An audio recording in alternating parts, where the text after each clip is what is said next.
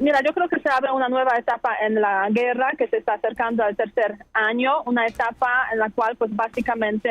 empiezan los preparativos para una negociación inmediata. ¿Cómo va a ser esa negociación? Pues lo vamos a ver seguramente en unos días, unas semanas, pero la verdad es que esa conversación entre Trump y Putin y posterior conversación entre Trump y Zelensky, presidente de Ucrania, pues nos indica que básicamente hay un mandato de parte de los Estados Unidos con un acuerdo aparente de las dos partes, o sea, Rusia y Ucrania, de que se trabaje en una solución negociada de esta guerra. Ahora bien, el tema plantea varios problemas, varias aristas, varios cuestionamientos también, porque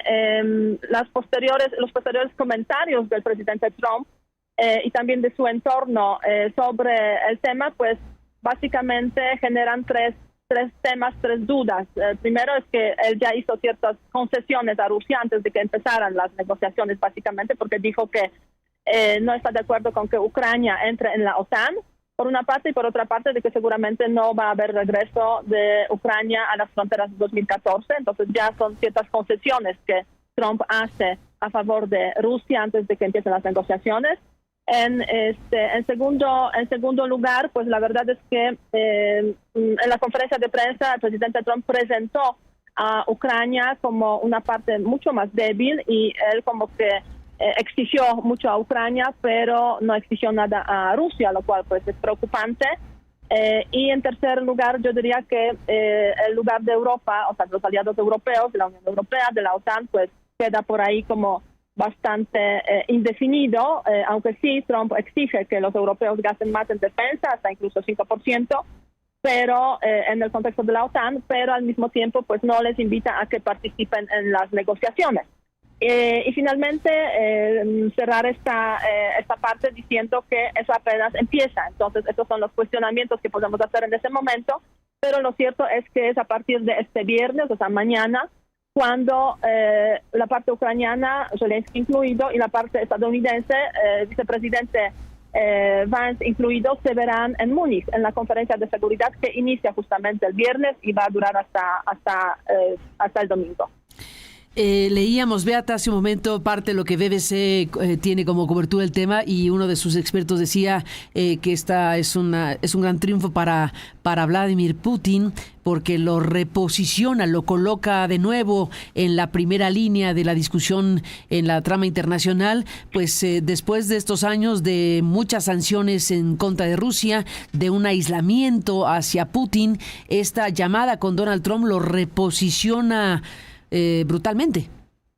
Mira, que iba a haber una llamada, pues eso se esperaba, porque la verdad es que Trump ya en la etapa de su campaña electoral anunció que va a trabajar para finalizar la guerra de Rusia contra Ucrania. Entonces, pues difícil hacerlo si no se hablan, digamos, los jefes de Estado en ese contexto. Ahora bien, sí, totalmente, no cabe ninguna duda que Putin regresa en ese contexto al escenario internacional fortalecido. Incluso pues se ha hablado el día de ayer, lo comentó el presidente Trump, de que hay planes, hay propuestas de que los dos se reúnan primero en Arabia Saudita y después incluso que haya visitas mutuas de Putin a Estados Unidos, Trump a Rusia, sin especificar, digamos, los tiempos. Entonces sí, no cabe ninguna duda de que esa administración lo que está intentando es cerrar la guerra, no sé si a toda costa y a costa totalmente de Ucrania, eso lo veremos, pero, digamos, olvidarse de ese asunto en los temas internacionales y que Rusia regrese, digamos, al escenario internacional, pensando, me da la sensación, Trump y la administración estadounidense un poco en cómo aislar a China, porque ese triángulo, no olvidemos, Estados Unidos, Rusia y China es un triángulo súper importante, y a raíz de la guerra de Rusia contra Ucrania, a lo que se llegó básicamente es a un acercamiento, una alianza básicamente entre Rusia y China, muy peligrosa para, digamos, todo el mundo, pero también muy peligrosa para los Estados Unidos. Y yo creo que los Estados Unidos van a intentar cavar una fractura entre lo que es la relación Rusia y China a través de esos acuerdos. Pero la verdad es que, como digo, eso apenas empieza. Vamos a ver, porque las exigencias de Putin no se limitan, me da la sensación, solamente a Ucrania, sino que son exigencias que van a estar relacionadas también con la construcción de un nuevo orden en Europa, que podría afectar a los países de Europa Central y Oriental, y eso probablemente, o sea, no para ninguna duda para mí, de que los europeos, una parte de los europeos no lo van a aceptar, ¿no? Entonces, igual eso podría, en el escenario más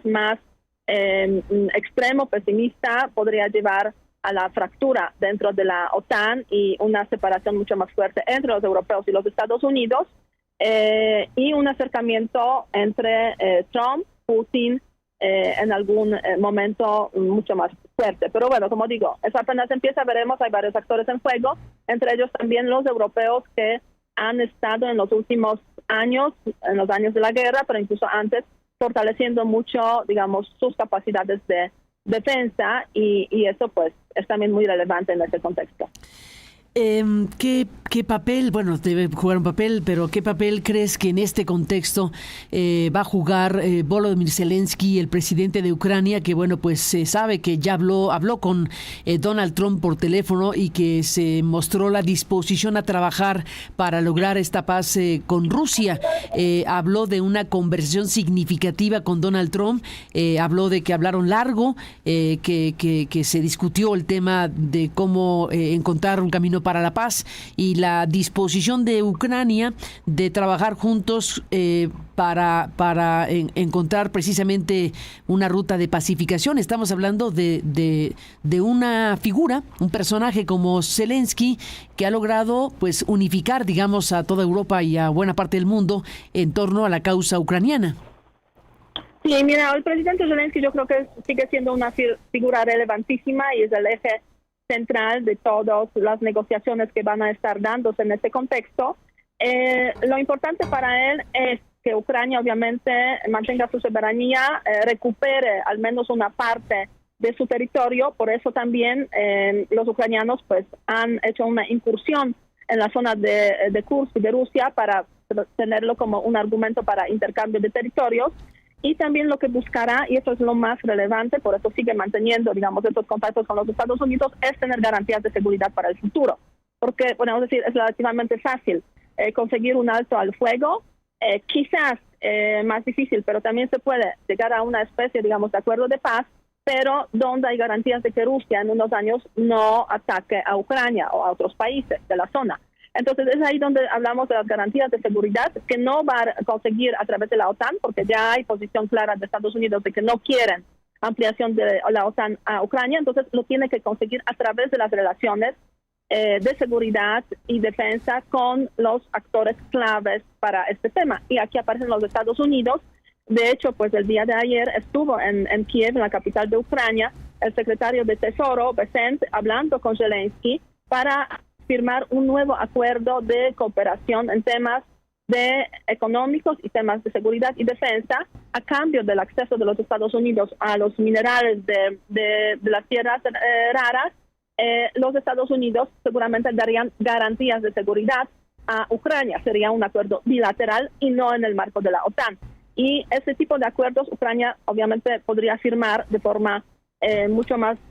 vinculante, fuerte, con otros países europeos, como el Reino Unido, que se convierte en una especie de líder, digamos, en ese contexto de seguridad, en el contexto europeo, con Francia, con Alemania, los países vecinos, los países bálticos, como una especie de garantías de seguridad en caso de que Rusia se atreviera a atacar. Más, obviamente, fortalecimiento desde dentro, de lo que habló también Zelensky, de sus propias capacidades militares, duplicación de las Fuerzas Armadas, y más armamento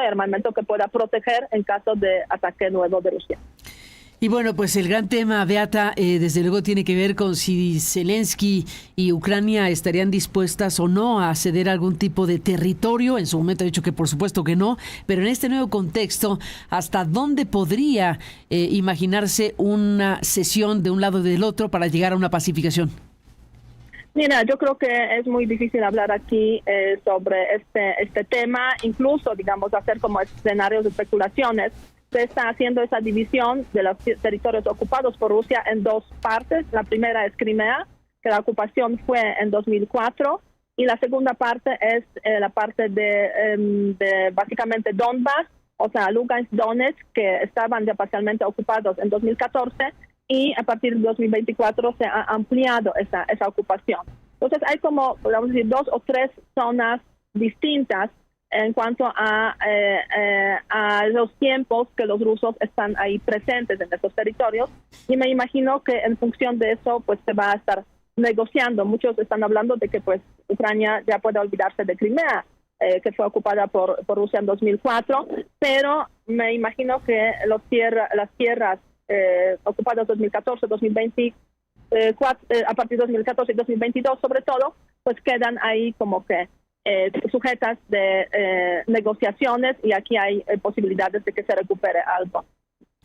Pues Beata, esto apenas empieza en esta etapa de la historia que ha pues impactado al mundo, desde luego, con esta invasión y esta guerra en Ucrania, así que seguiremos hablando, si me lo permites. Gracias esta mañana por tomar la comunicación. Buenos días. Con mucho gusto, buenos días y hasta luego. Hasta luego, gracias Beata, gracias por estar aquí con este tema.